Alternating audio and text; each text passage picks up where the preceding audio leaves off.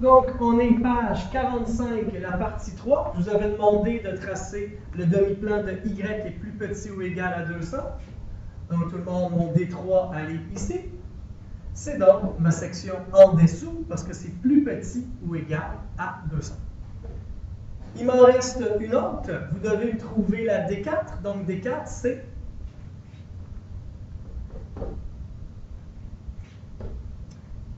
X est plus petit ou égal à 3Y ou 4Y? 3Y. Ben, je divise par 3 de chaque côté. J'ai donc Y plus grand ou égal à X sur 3. Tracez-moi la partie du demi-plan maintenant en pesant sur pause maintenant. Donc ici, c'est mon Y qui est plus grand. Il faut donc que je trace mon demi-plan vers le haut. Donc ça, c'est D4. Il faut que ça soit plus grand ici. J'ai donc tracé tous mes demi-plans de mes 4 droites. Où est mon polygone de contrainte? Bien, mon polygone de contrainte, tout le monde, il doit se trouver dans la section indiquée par toutes mes flèches. Fait que je vous demande de me dessiner, de me souligner le polygone de contrainte en faisant sur pause maintenant. Donc, voici le polygone de contrainte. Mais si on regarde, ça doit être en dessous de ce côté-là ici. Ça doit être en dessous d'ici, à gauche de ça ici, mais en haut de ça. Mon polygone de contrainte est donc toute cette section-là ici. Donc, qu'est-ce que ça veut dire ça? Ça veut dire que tous les points qui se trouvent à l'intérieur, ici, là, là, là ou là, ils répondent à la contrainte. OK, j'ai trouvé mon polygone de contrainte. Moi, ce que je veux, c'est maximiser le profit. Pour maximiser le profit, ce que je dois avoir, c'est que je dois trouver les sommets. Où sont les sommets? Mais je vais en avoir, tout le monde, 4. Je vais en avoir 5. Un ici, 2, 3, 4 et 5. Je vais leur donner un nom. Ici, je vais faire une flèche qu'on voit mieux. Je vais lui donner le nom A. Celui-là, B. Celui-là, C. Celui-là, D. Et celui-là, E. J'ai donc identifié mes 4, pas mes 4, mes 5 polygones.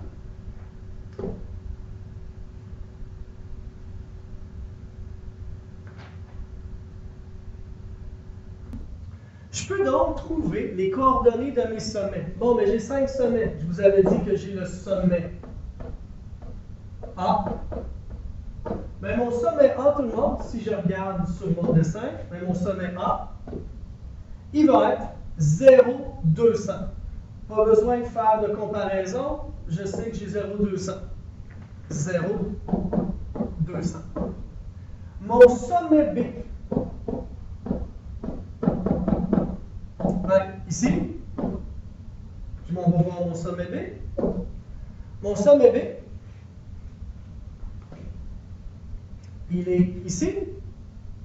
Sommet B, il est à 200, 200. Donc, mon sommet B, 200, 200. C'est assez clair. Donc, 200, 200.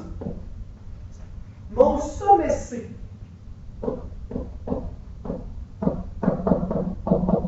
Quel est-il, mon sommet C?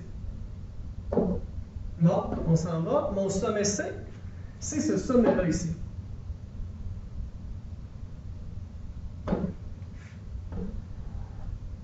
Celui-là ici. Qu'est-ce que je sais? Je sais que mon sommet C, il est sur le 270 sur les X. Mais mon point ici, là, en Y, si je trace une ligne, pointillé, si je trace une ligne, pas pointillé finalement, juste une ligne, si je trace une ligne, c'est quoi exactement ici? En ce moment, je ne le sais pas. Fait que ce que je sais, c'est que c'est 270, et je poursuis. Point d'interrogation. Je ne sais pas. Il va falloir que je trouve c'est quoi mon point 270. Mon sommet D, c'est exactement la même chose. Mon sommet D, tout le monde ici, celui qui est là.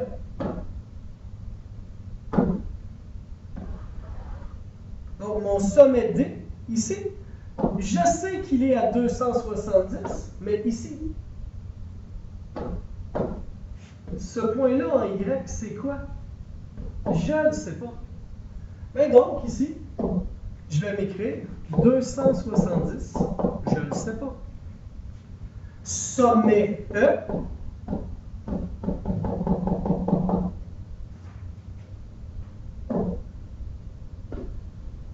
le sommet E, lui ici, il est beaucoup plus facile, mon sommet E.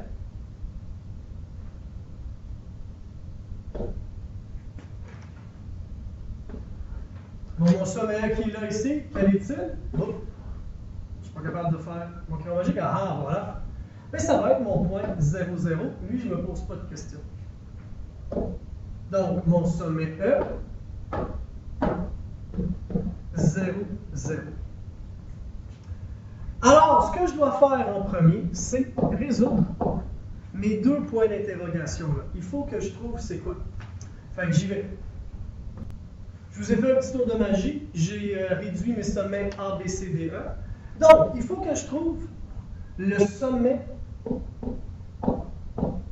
C. Mais mon sommet C, c'est quoi mes deux droites? Je vais voir mon sommet C. Mon sommet C, il est ici. Donc, je vais encore avec le crayon magique.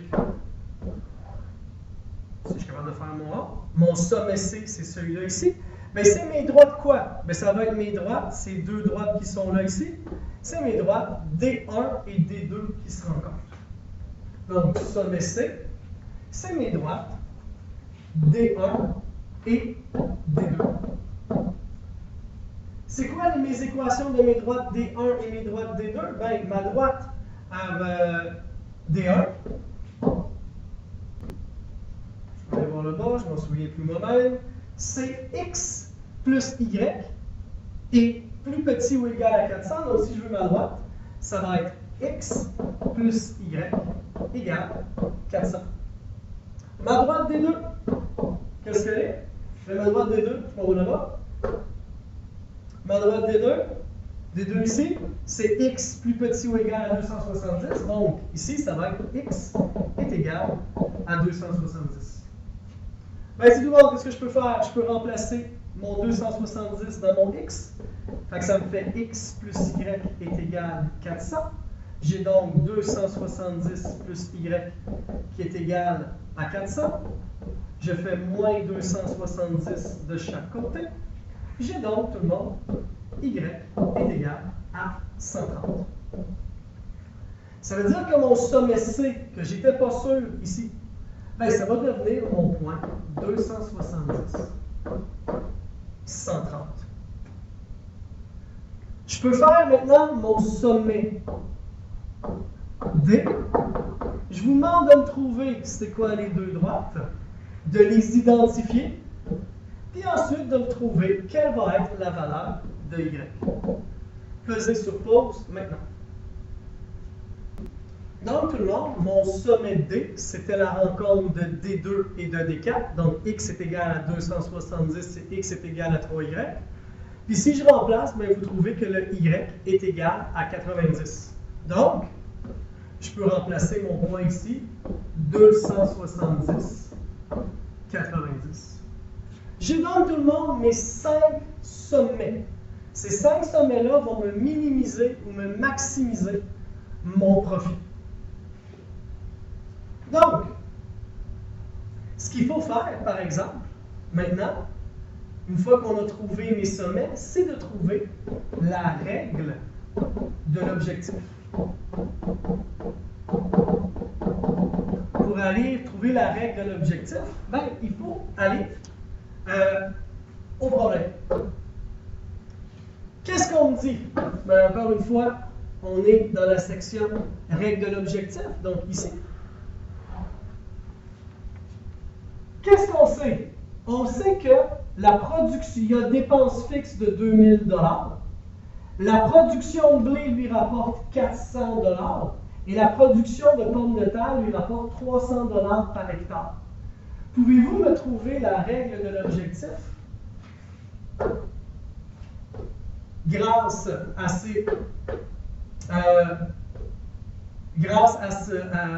ce problème-là, je recommence. Pouvez-vous me trouver l'objectif en vous fiant sur ce qui est en jaune?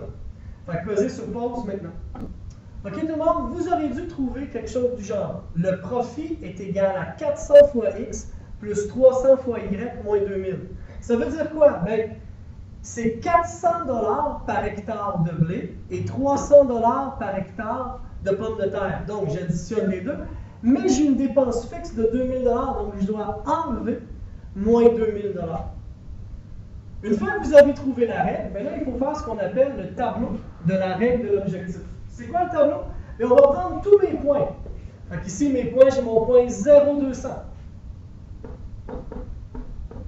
J'ai mon point 200-200. J'ai mon point 270-130. J'ai mon point 270-90 et mon point 0,0. Et il faut trouver le profit pour tous ces points-là. Fait que j'en fais un avec vous. Donc, P va être égal à 400 fois 0 plus 300 fois 200 moins 2000. Et ça va donner, tout le monde, 58 000 $. Faites la même chose pour les 4 autres points en faisant sur pause maintenant. Donc, tout le monde, vous devriez avoir trouvé ces résultats-là. 58 000 pour le premier, 138 000 pour le deuxième, 145 000 pour le troisième, 133 000 pour le deuxième et, oups, j'ai oublié un moins 2000 $, moins 2000 $ pour le dernier point. Alors, tout le monde, pour maximiser son profit, qu'est-ce qu'il doit cultiver? Bien, il doit cultiver celui qui va rapporter le plus, donc 145 000 $. Mais pour 145 000 $, quel est le point gagnant? Bien, c'est 270-130. C'est-à-dire 270 hectares de blé et 130 hectares de pommes de terre. Bien, tout le monde, je vous félicite d'avoir fait toutes mes vidéos si vous êtes rendu là. Je pense que j'ai juste le temps de vous compter une blague plate avant que la machine ne veuille plus m'entendre. Qu'est-ce qui est petit, jaune et dangereux? Un poussé avec mitraille.